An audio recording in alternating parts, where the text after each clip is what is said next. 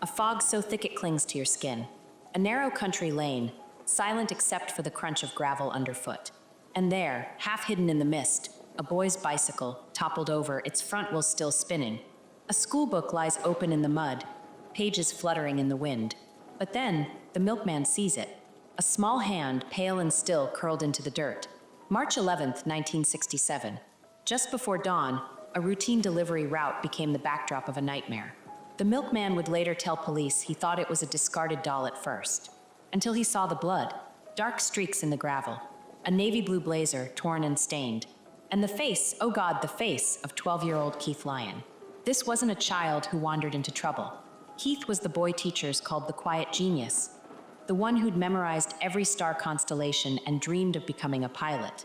He'd left school that afternoon as he always did, homework tucked under his arm, a pocket full of peppermints for his little sister. But somewhere along Church Lane, a place he'd walked 100 times, someone stepped out of the shadows.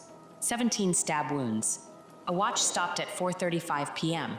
A killer who melted into the countryside, leaving behind only two things: a bicycle and a mystery that would outlive everyone who loved him.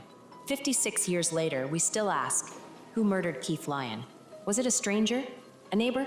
A friend? And why would anyone target a boy whose only crime was taking a shortcut home? Before the headlines, the police tape, and the whispers of murder, Keith Lyon was just a boy, the kind who'd wave to neighbors on his way to school, sleeves perpetually ink-stained from scribbling stories in the margins of his notebooks. His teachers said he had a mind like a sponge, quick to solve math puzzles, fluent in French, and obsessed with the stars. But ask his little sister, and she'd tell you about the Keith who saved his pocket money to buy her licorice twists, or how he'd read Treasure Island to her at night, doing voices for every pirate. His world was small but vivid. Homework done by 5 p.m., Wednesday chess club, and weekends spent tinkering with his bicycle. That blue Raleigh bike was his pride and joy, polished twice a week, handlebars wrapped in tape to hide the rust. On March 11th, 1967, he left school as usual, a stack of library books strapped to his carrier. Robinson Crusoe, a guide to astronomy, the Iliad for children. He'd promised his mother he'd be home by 4:15. The last person to see him alive was the postman, Mr. Higgins. He smiled and said, "Tell Mom I'll beat her at Ludo tonight." Higgins recalled. Keith pedaled past the oak tree on Church Lane, a shortcut he'd taken since he was 8. It was a 7-minute ride.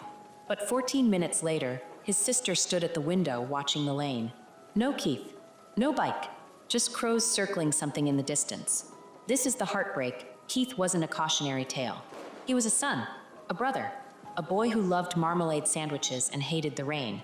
And in one ordinary afternoon, the life he'd built, the books, the bike rides, the Ludo games vanished.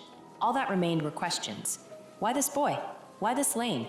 And what did the killer see when they looked into Keith's eyes? A child or a target? 17 times. 17 stabs. Let that number sink in. This wasn't a crime of passion. It was an eruption of violence so savage, even seasoned detectives recoiled at the autopsy photos. Keith Lyon's small body bore wounds to his chest, neck, and hands, defensive cuts, as if he'd tried to shield himself from the blade. Yet here's what baffled investigators. Nothing was taken. His satchel, stuffed with library books, lay untouched. His wristwatch, a birthday gift from his parents, still ticking, until it wasn't. It froze at 4:35 p.m., its hands forever pointing to the moment his heart stopped. The killer used a penknife, a common tool, the kind farmers carried or boys whittled sticks with. But this wasn't a random slashing. The fatal wound pierced Keith's lung, a precise strike that silenced his screams. Yet the others? Chaotic, uneven, overkill. A pathologist would later call it personal. But how? Keith had no enemies, no debts, no secrets, just textbooks on Greek myths and a half-eaten apple in his pocket. And then there's the strangest detail of all, timing. Church Lane wasn't some desolate back road. At 4:30 p.m., mothers pushed prams to the post office. Men cycled home from the mill, yet not a single witness came forward. No cries for help, no shouts, just the rustle of spring leaves and the distant hum of a tractor. How does someone stab a child 17 times in broad daylight and vanish like smoke? Forensic teams scoured the lane. No fingerprints, no footprints, no discarded weapon. Only 2 clues: tire marks from a vehicle never identified and a single strand of wool burgundy, coarse, like from a workman's jacket, snagged on a bramble. But in 1967, DNA was science fiction. That thread became just another dead end in a case drowning in them. The question isn't just who killed Keith Lyon. It's how. How did a killer stalk, attack, and escape a busy village lane without a trace? Was it luck, genius, or something far darker, a community too afraid to speak? Imagine a case file so thick it could fill a coffin.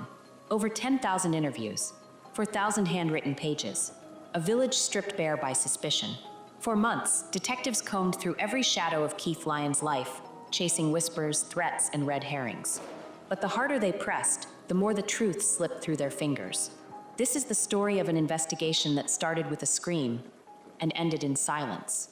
The first suspect, the loner of Lydney rumors, spread faster than the April rain. Within days of the murder, villagers pointed to a 34-year-old laborer who lived alone in a tumble-down cottage near Church Lane. Neighbors called him odd, a man who'd paced the woods at night, muttering to himself. He'd once been seen offering sweets to children outside the schoolyard, his hands shaking as he unwrapped a toffee. Detectives pounced. His alibi was flimsy, his demeanor cold. But when they searched his home, they found no bloodstains, no knives, just stacks of gardening magazines and a well-worn Bible. Then a bombshell. His sister swore he'd been repairing her roof at the time of the murder. 3 neighbors corroborated it. He was hammering nails when Keith died, she told the Gloucestershire Echo. He's strange, yes, but he's no killer. The lead evaporated, but the damage was done. The man left the village within a year, his name forever tied to the crime. The man in the raincoat on the afternoon of March 11th, a farmer driving his tractor past Church Lane, spotted a figure standing in the hedgerow. A tall man in a beige raincoat, collar turned up against the wind. He was staring at the ground like he'd lost something, the farmer reported. Didn't look right, didn't look local. Detectives canvassed every shop within 20 miles, hunting for a raincoat sold in that exact shade of tan. They found 3. One belonged to a traveling salesman from Bristol, who'd been in Cardiff that day. Another to a retired schoolteacher with Parkinson's, physically incapable of wielding a knife. The third? A vagrant who'd hopped a freight train to Scotland the night of the murder. Years later, a psychiatrist would theorize the raincoat man was a hallucination, a manifestation of the village's collective guilt. But to Keith's father, it was simpler. That man saw my son die, and he's still out there. The headmaster's secret, even Keith's headmaster, a stern but beloved figure, fell under scrutiny. Weeks before the murder, he'd disciplined Keith for reading a comic during assembly. A minor scolding, colleagues insisted, but rumors swirled. A janitor claimed he'd seen the headmaster lingering near Church Lane after school. A student recalled him acting jumpy the day after the murder. Detectives discovered a darker thread. In 1952, the headmaster had taught at a school in Dorset where a 9-year-old girl vanished. Her body was never found. Coincidence, he snapped during interrogation. I've dedicated my life to children. His alibi was airtight. Staff meeting until 5 p.m., witnessed by 7 teachers. The file on him was closed, but the stigma lingered. He retired early, his reputation in tatters. The prisoner's confession in 1989. A prisoner serving time for burglary in HMP Dartmoor wrote a letter to the Daily Mirror. His cellmate, a drifter named Arthur Pike, had allegedly confessed to Keith's murder on his deathbed. He said he'd killed a boy in Gloucestershire for kicking his dog, the inmate claimed. Said he buried the knife under an oak tree. Police raced to interview Pike's surviving relatives. His sister revealed he'd worked as a farmhand in the area in the 1960s and owned a penknife. But Pike's timeline crumbled. He'd been jailed in Manchester for assault on March 9, 1967, 2 days before the murder. He couldn't have done it, the warden confirmed. He was here, picking lice out of his mattress. The deathbed confession was deemed a hoax, likely concocted for tabloid cash. The tire tracks and the woolen thread, 2 physical clues, taunted investigators. Fresh tire marks near the crime scene and a strand of burgundy wool snagged on a blackberry bush. The tires were traced to a rare 1962 Morris Minor van. Only 23 registered in the UK. Detectives tracked down all 23 owners. One vehicle stood out. A painter from Cheltenham who'd been hired to whitewash a barn near the Lyon home. He'd parked on Church Lane the day of the murder, at 11 a.m., 4 hours before Keith's death. I spilled a can of paint, he shrugged. Stayed to clean it up. The wool thread? Analyzed as coarse, likely from a workman's jacket. Dozens of laborers in the area wore similar clothing, including road crews repaving the high street. Without DNA testing, the thread became a relic, not evidence. The anonymous letters in 1972, 5 years after the murder, the Lyon family began receiving typed letters postmarked from London. "I know who killed your son," the first one read. "Meet me at the Red Lion pub, 8 p.m. October 12th. Come alone." Keith's father waited until midnight. No one came. A second letter arrived in 1975. "You'll never find him. He's in Australia now." Police traced the letters to a typewriter in a Paddington library, used by hundreds daily. Was it a cruel prank? A guilty conscience? Or the killer himself toying with a grieving family? The letters stopped as abruptly as they'd started. The botched exhumation by 1998, forensic science had advanced. Detectives petitioned to exhume Keith's body, hoping to extract DNA from his clothing or under his fingernails. The Lyon family refused. "Let him rest," his sister pleaded. "You've had 30 years. You'll find nothing." The decision split the village. Some called it a missed opportunity, others a final act of mercy. The legacy of doubt today, the case remains open but stagnant. Files gather dust in a Gloucester police archive. Detectives who worked the case have died. Suspects have faded into graves. Yet the Lyon family still waits.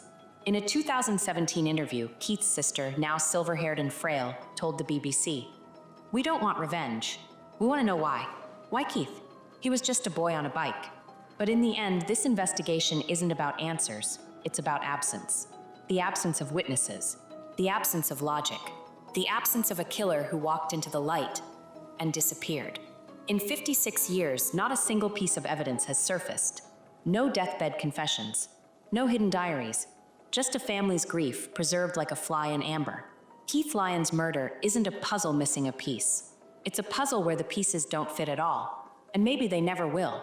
What if the truth is worse than we imagined? What if Keith Lyon's murder wasn't a crime of opportunity, but a carefully planned act, shrouded in secrets the village still won't confess? Over decades, theories have bloomed like poisonous flowers, some rooted in fact, others in fear. But in the heart of this mystery lies a question that chills to the bone. Was the killer hiding in plain sight? Theory 1. The stranger in the shadows. It's the easiest answer, the one detectives hoped for. A transient. A drifter passing through. Someone with no ties to the village, no face the neighbors would recognize. After all, Church Lane was a shortcut for travelers heading to the A48 highway. Could a stranger have lured Keith with a false request for directions? A dropped wallet? A plea for help? But here's the flaw: Keith was cautious. His sister recalls how he'd crossed the street to avoid unfamiliar cars. His teachers drilled stranger danger into students after a spate of petty thefts. And yet, on that day, he allegedly followed someone into the lane. Did the killer use a disguise? A uniform? A lie so convincing it overrode Keith's instincts? In 2003, a retired detective floated a haunting idea. What if it was a woman? A motherly figure asking him to carry groceries? A nurse claiming his sister was hurt? No evidence supports this, but it lingers. Because if true, the killer wasn't just a monster. They were a performer. Theory 2. The grudge that festered jealousy is a quiet poison.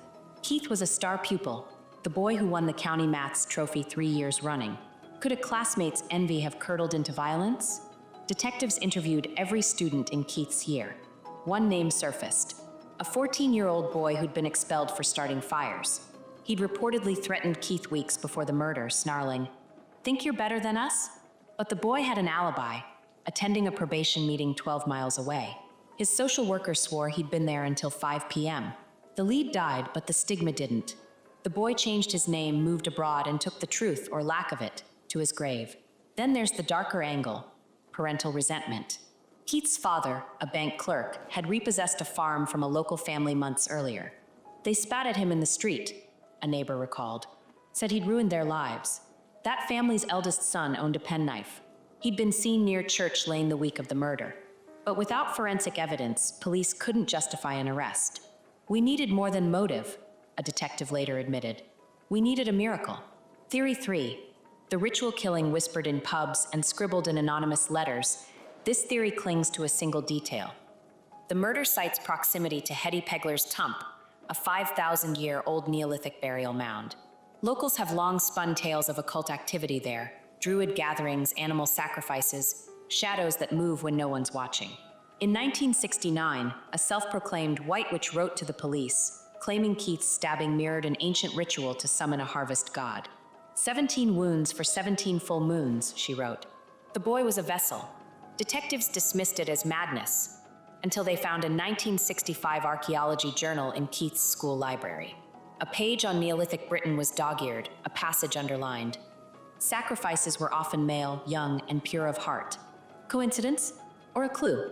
Keith's sister insists he had no interest in the occult. He loved myths, yes, but as stories.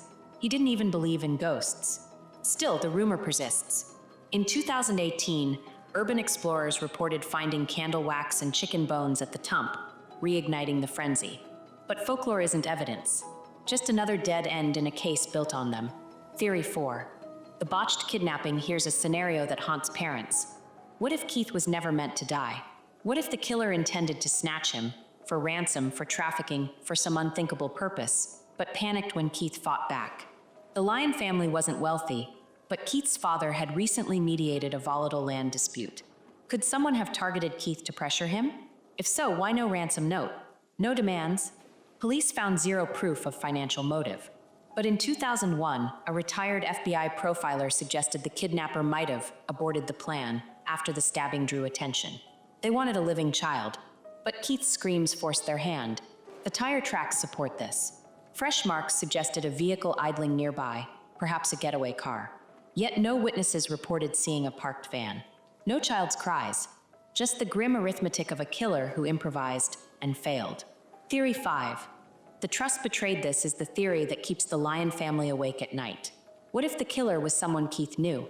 Someone he'd greet with a smile, not a scream. A neighbor, a teacher, a family friend. Consider this. Keith's body showed no signs of a struggle beyond the defensive hand wounds. No scratches, no torn clothing from being dragged. He was found just 10 feet off the lane, as if he'd willingly stepped into the hedgerow. Did someone he trusts say, "Keith, come here, I need to show you something"? A lost dog? A injured bird? A secret? In 1985, a psychology professor proposed the killer was a benign authority figure. A coach, a vicar, a shopkeeper. Someone whose presence in the lane wouldn't startle Keith. Detectives revisited old alibis. The vicar was leading choir practice. The chess coach was in hospital with a broken leg. The sweet shop owner? Alone in his store, but a customer swore she'd heard him humming along to the radio at 4:30 p.m. Except the customer was his wife. Theory 6.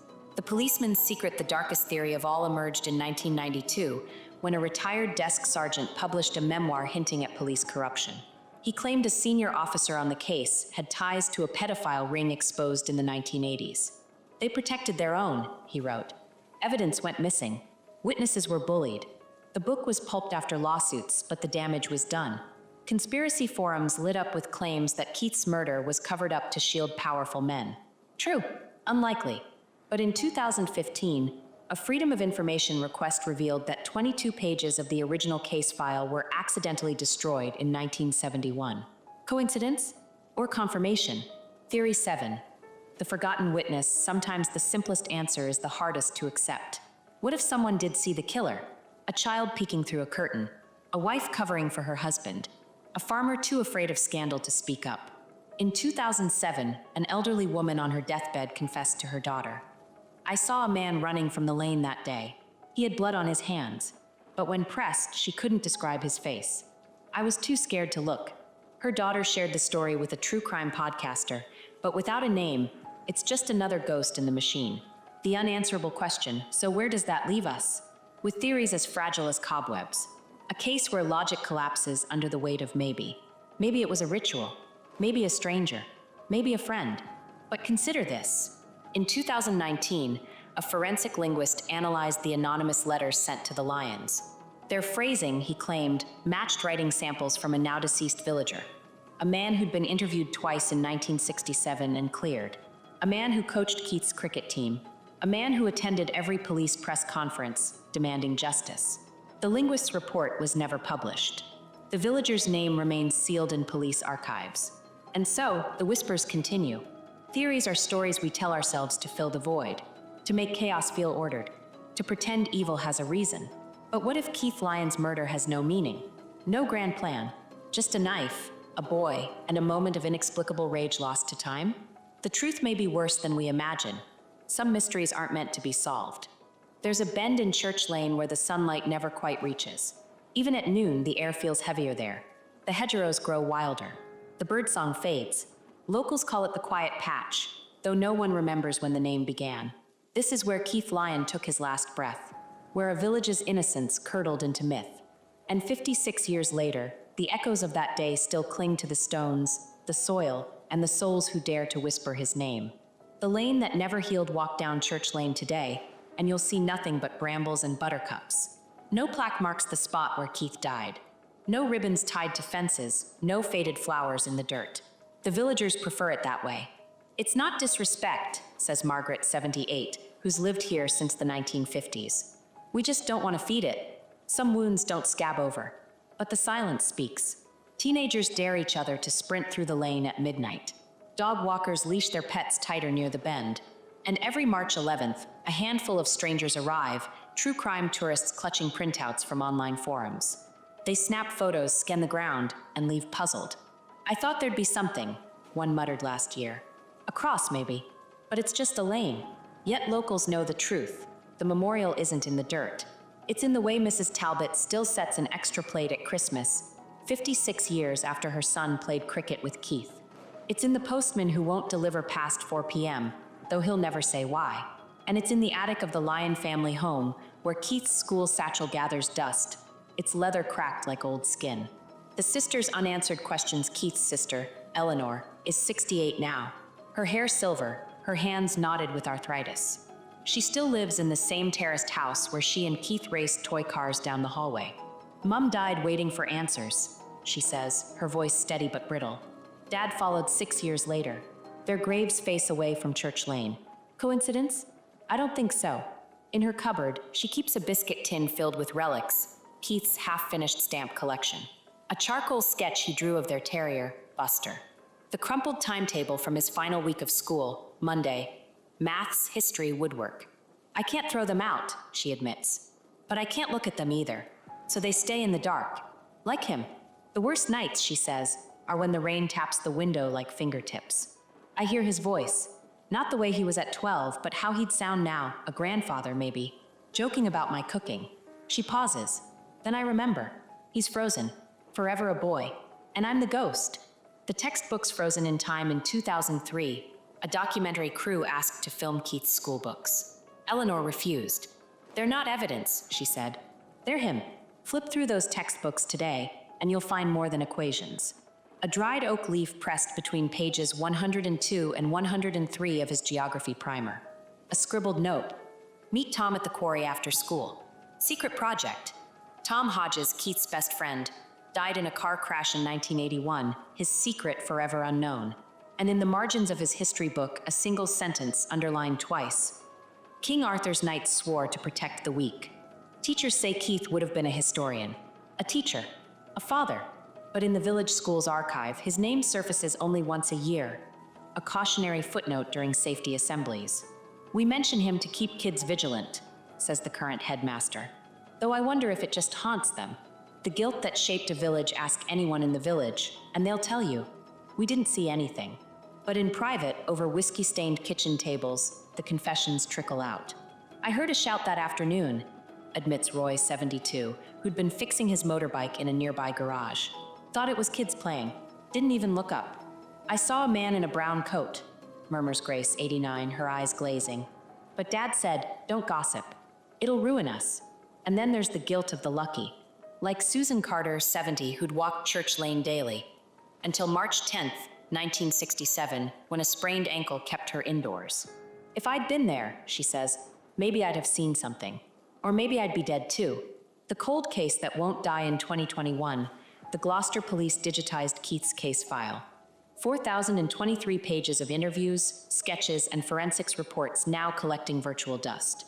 Detective Inspector Sarah Marlowe, assigned to the Lyon Review in 2019, sighs. It's like chasing smoke. Every lead resurrects a dead person. Every witness misremembers. She's re-interviewed surviving villagers, their memories frayed by dementia. She's run the burgundy wool thread through modern DNA databases, no match. She's even consulted a forensic botanist to analyze 1967 soil samples. All we learned is that the killer stood on clover. Groundbreaking. The hardest part? Knowing the answer's probably here, she says, tapping a faded photo of Church Lane. In someone's attic, someone's diary, someone's last breath. But we'll never reach it in time. The truth that never surfaced in 2015. A psychic from Leeds arrived unannounced at Eleanor's door. He's buried near water, the woman insisted. He wants you to know it wasn't your fault. Eleanor thanked her, then closed the door. Keith hated swimming, she says. He'd scream if his hair got wet. The internet brims with armchair detectives claiming they've solved the case. Reddit threads dissect the headmaster's tie clip. YouTube videos zoom in on blurry census records. But Eleanor stays offline. They don't want the truth, she says. They want a story, something with a monster and a hero. But life's not like that. Sometimes the monster wins. Sometimes there's just nothing. The legacy of a boy on a bicycle. So what remains of Keith Lyon? Not much. A scratched desk initialed Kale in the school cellar. A yellowed newsletter praising his chess tournament win. And a single oak tree planted in the village green in 1968, its plaque reading, "For all the lost children." But in the end, his legacy is the silence. The way the lane still chills on summer days. The way parents snap, "Stay where I can see you," long after their kids outgrow bicycles. And the way every unsolved murder, since 1967, gets compared to his. The Lyon Standard, journalists call it shorthand for a mystery that defies logic. Keith Lyon's murder isn't a story. It's a scar, one that aches when the world gets too loud, one that reminds us how fragile safety is, how a walk home can become a headline, how a boy with a satchel can become a ghost, and how sometimes the only thing left to do is remember. So, why revisit this now? Why dig up a tragedy older than most of our parents? Because Keith Lyon isn't just a name in a file. He's a warning, a flare shot into the dark, reminding us how thin the line is between ordinary and unthinkable. This isn't about gawking at the past. It's about the families who still eat dinner with an empty chair, the siblings who grow old alone, the detectives who retire with one case etched into their bones. Keith's story isn't a puzzle to solve, it's a mirror, a reflection of the truth we hate to admit. Evil doesn't need a reason. It doesn't need rage, or revenge, or even a face. Sometimes it's just a shadow in a sunlit lane, a stranger with a knife, a moment where the world stops making sense. For 56 years, people have whispered theories. They've blamed drifters, neighbors, ghosts. But maybe the answer's simpler. Monsters don't always roar. Sometimes they're just people. People who wake up, choose cruelty, and vanish into the crowd. So we keep asking, not because we'll ever know, but because forgetting feels like surrender. Keith Lyon was a boy who loved peppermints and constellations. A boy who should have been a grandfather by now. A boy who became a question mark. And so we end where we began, with a bicycle. A watch frozen in time. And a question that outlives everyone it once haunted. Who killed Keith Lyon?